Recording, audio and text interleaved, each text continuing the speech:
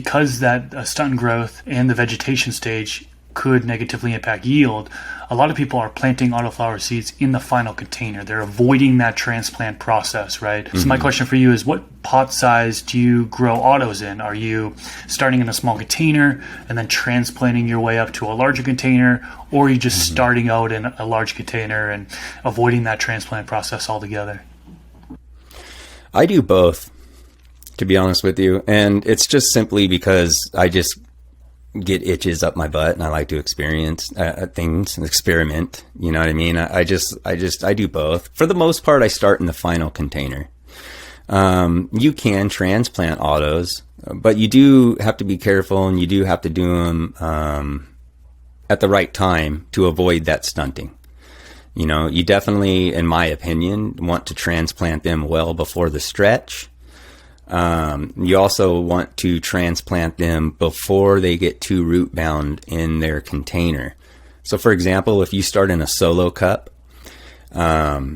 typically, and I get this from my friend Dan, Full Duplex, typically when those leaves hit the outer edge of that solo cup, the roots of that auto is most likely hit the bottom and just starting to kind of circle around down there.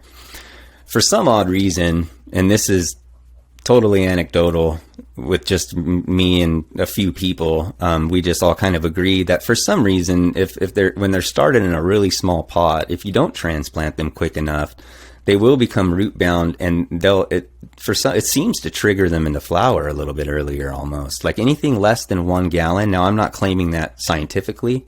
I'm not claiming that as bro science either. I'm just kind of, some of us have been like, that's interesting, you know? So you want to get it out of that solo cup if that's what you're starting in, once the leaves kind of hit that outer edge. I use that rule of thumb for any size container I start in.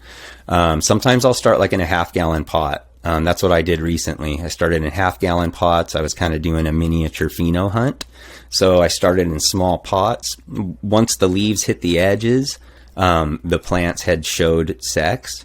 And so I went ahead and just transplanted the ones that I wanted to keep and move those ones forward. If you don't transplant them in time, they're just going to end up getting root bound, and they're going to end up going into flower. And then if you transplant them, you're just going to really stunt them even more. So transplanting is possible, and it's very doable. It's just, you really got to pay attention and kind of do it at the right time, you know, because it's going to keep going, and it's on a time schedule. You know, the clock is just ticking and ticking and ticking and ticking. So you don't want to mess that up, you know? Some people are going to claim that transplanting is beneficial because then they have the opportunity to sprinkle some mycorrhizal fungi onto the roots, right? It's going to attach to the root system, be an extension of the root system, help with nutrient uptake.